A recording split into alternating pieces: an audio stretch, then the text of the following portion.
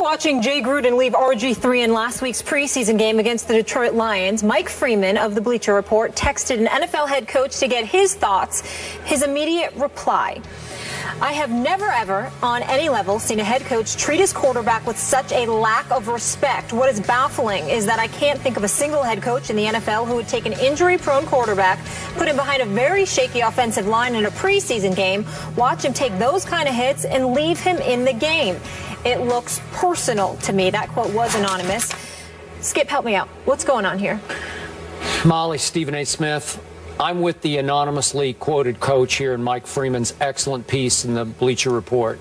I find it increasingly offensive and baffling to listen and watch the way Jay Gruden treats or mistreats Robert Griffin III. We've talked and talked about this, Stephen A., and I realize that RG Me has brought a number of these things upon himself with some of the comments he's made in public.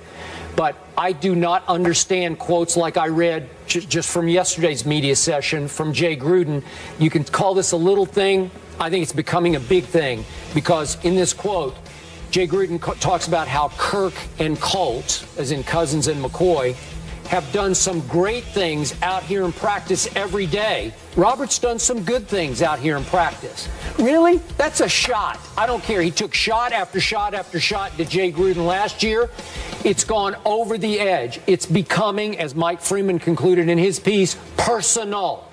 I don't like Robert's chances here with this head coach. It's either this guy or this guy. Are you going to go with the coach, or are you going to go with the quarterback? I guess, once again, it's going to come back to the owner, Dan Snyder, who has coddled to a fault the quarterback in the past. But you're going to have to choose between one or the other. Either Jay Gruden's going to get himself fired, or Robert's going to get himself cut. It's come down to that.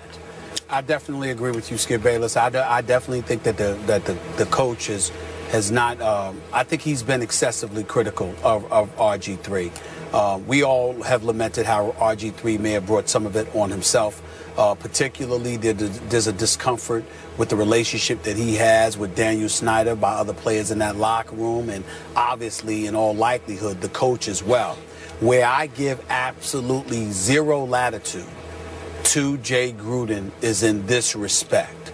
Part of the reason he got the job was by convincing Daniel Snyder of his ability to work with RG3. If he was forced to inherit RG3 or something like that, that would be different. He sold himself for the job by advertising himself and marketing himself as somebody who could work with RG3, who could fix whatever problems that he had, and who would do a better job of it than Mike Shanahan. And to get the job under those conditions, and then to be so critical of RG3, I do believe it's personal. It does. I would say this to you. I believe it's personal because it appears to be personal. If we're wrong, Jay Gruden has to own the fact that he has something to do with how it looks. I completely concur. And my bottom line to this is, if you step away from it, Robert has done more, achieved more at his position of quarterback in the National Football League in his rookie year than Jay Gruden has shown me as a head coach so far. And again, no offense to John Gruden, we all love John, but Jay still has a lot to prove as a head coach. Robert proved it for a while until he got hurt. So I'm going to side with Robert here. Well, no disrespect, but Jay Gruden is no John Gruden. Not yet. Not yet. He hasn't proven it. Agree. All right, we'll leave it there. Do the Bronx Bombers have anything to prove after last night? H-Town, shut it down. It was so bad, benches cleared. We'll react to the night after the break. First Take is presented by Bass Pro Shops. Your adventure starts here. And in part by Ace, the helpful place. About last night, the Astros beat the Yanks 15-1, and the Blue Jays rallied in the ninth for a 6-5 win over the Rangers. The Yanks now trail the Jays by 1 game in the AL East. Skip, your Blue Jays pick. You're still confident, my friend. Wait a minute. Did Molly just say 15-1? Wait. The New York Yankees lost 15 to legit teams don't lose 15-1. And by the way, my Blue Jays did have a miraculous top of the ninth rally at Texas to win 6-5.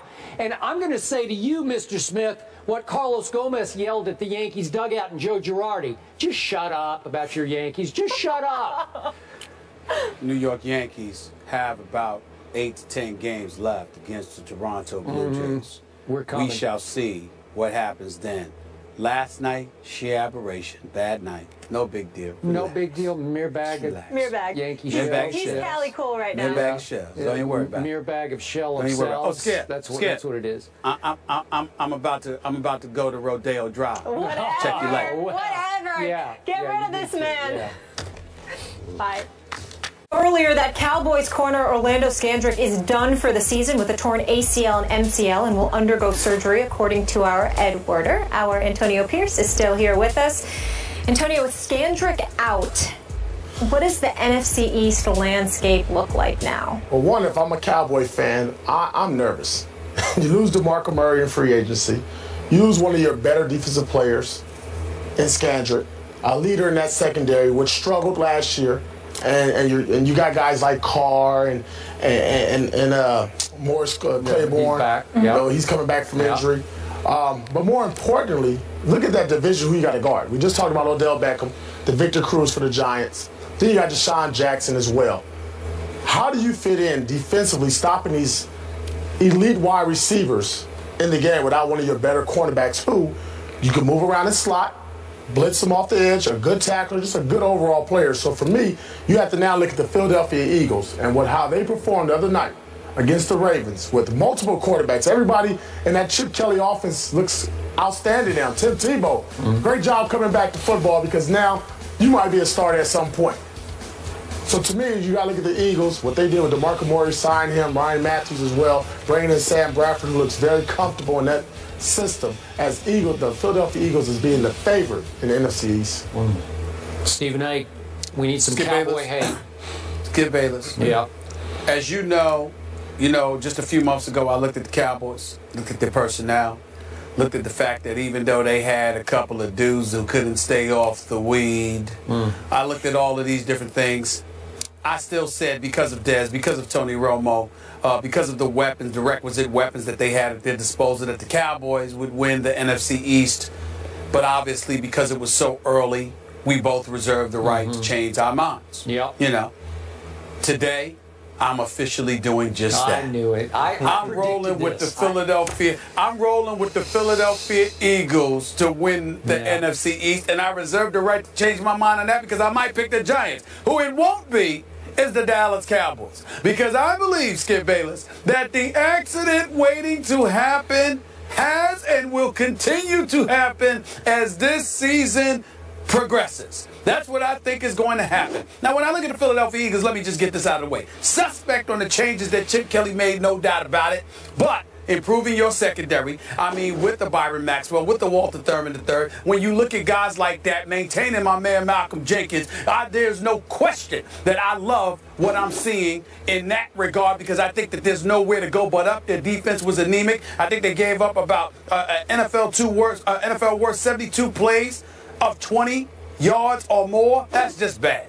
They had to make those corrections. They're going to make those corrections. I think about Sam Bradford. I'm suspect on his health, especially with those skinny legs of his. I think that he's right for the taking in the NFL. He certainly doesn't need to be running a read option, or he's going to see a lot more than Terrell Suggs in the very near future. But I'm going to surmise and assume all of these predictions are being made on everybody else for the Cowboys and everybody else for the Eagles being healthy. I believe with the Sam Bradford, with the DeMarco Murray and Ryan Matthews, with the Jordan Matthews, with Al Galore and those boys, with Huff, more so than Riley Cooper, with a Selleck and Ertz, with a decent offensive line, not as elite as Dallas's is, but nevertheless, definitely proficient enough. I think the combination of all of those things with a defense that's still going to be suspect, but vastly improved compared to what it was last year, I believe that the accident that is waiting to happen will not be Bradford going down and Mark Sanchez having to come in,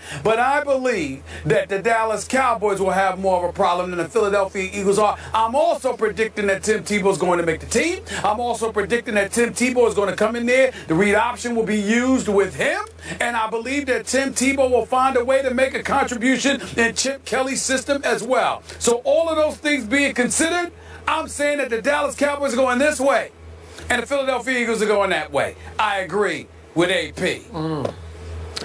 And I reserve the right to hang in with my Dallas Cowboys. They still will win the NFC East. I'm going to say it again. I love Orlando Scandrick. I respect him as a player. It made me sick at my stomach when I saw Todd Archer's early tweet right straight from the practice field last night. But he's not Deion Sanders. He's just not. He's not Everson Walls. I'm sorry. And you know this better than anybody. If you have a deficient secondary, a shaky secondary, what is the best way to cover for said secondary? Rush. You rush the passer. And I believe that most people are underestimating what this rush is about to become. Now, Greg Hardy, it's going to be 4 games till he joins the fray here. And Rolando McClain, who might have been their best defensive player last year in the middle at linebacker, it's going to be 4 games. But Randy Gregory is leaping off my TV screen in these preseason games. He can flat out rush the passer. DeMarcus Lawrence, their second-round pick of a year ago, we saw in the playoffs he started to leap off your TV screen. And listen, Jeremy Mincey can rush the passer, and Tyrone and Jack Crawford can rush the passer. They've got a 2-deep rotation in the defensive front that is strong. And Sean Lee comes back at linebacker. God bless him. I hope he can stay healthy. Anthony Hitchens in the playoffs was all over the field making plays. So the front 7, I think, with Rolando McClain, once they get rolling after the first 4, and Molly mentioned their first 4 games, starting with your New York Football Giants, then they have to go to the Eagles, and they get the Falcons at home, and they have to go to New Orleans. If they could get through that stretch 2-2, I think they would be off to the races. I'll take 3-1, but 2-2 would be just fine. And you still have the best offensive line in pro football. With who running behind him? Joseph Randle. No. And I keep waiting on Darren McFadden, and I'm not going to go there yet. Not happening. Okay. No, you're not? Not buying them to running backs. Okay. Every time Joseph Randle touched the football last year, which was 51 times, 7 yards happened. An average of 7 yards. That's pretty good. He was all Big 12 first team. You know, I loved him in college. Again, am I saying he's DeMarco Murray? I'm not. And to your point, I tweeted twice late at night after Eagles preseason games. As a Cowboy fan, the Eagles look scary good to me because Stephen A. mentioned Chip Kelly's got 2 big new toys, and Nelson Aguilar and Kenyon Barner. And both of them are just game breakers, and they scare me because he hasn't had that. And the defense with Byron Maxwell, we can go on and on. That defensive front looks strong to me, and they're playing with a lot of energy and emotion early that's impressive to me. But do they got a bunch of quarterbacks, but do they have a quarterback? That's what I want to know. Do they have one that you can trust? Stephen A., if it comes to Mark Sanchez, he is the ultimate accident waiting to happen. That's why I said Tebow. Okay. All right, well, it might be. And if I have to decide between, if it's Tebow versus my Cowboys, I'm going to be in a bind. I'm going to have a hard time. I must admit to you. That's what I love. I would sit there and go just like this. Yeah, you would. So what you gonna do, Skip? Yeah, and I might what you gonna do? Right What you gonna, who you gonna root for, Skip? I don't know. That's right. Know. And I'll be like this, hey, and then you'll come on the air the next day with your opinion. I'm like, no, you ain't allowed. We don't want to hear from you because you don't want to take. You can't pick between the two. You have nothing to say. Nothing. That's what's going to happen to you, Skip. At some point, it's going to be Tebow against your Cowboys. And you got to make a call. And I'm just going to sit up there and look at you. What you got to say? What you got to say now? You know what? We might need to film that viewing. Right. You know what I would do, honestly? Turn off the TV. No, I would not. I grew up a Dallas Cowboy fan, and I remain a Dallas Cowboy fan, and I would pick my Cowboys. I would have to. Lies. I would. Lies. No. No, I would. no fly, Eagles fly here. He's got his blue on. Obviously, question marks with this whole division, top to bottom. So we shall see. No question marks with Seattle's secondary, though. Wait till you hear what the Seahawks' Michael Bennett had to say. No holding back from this guy. His brother never holds back either. We'll react next. Antonio Pierce will stay put. Stay here.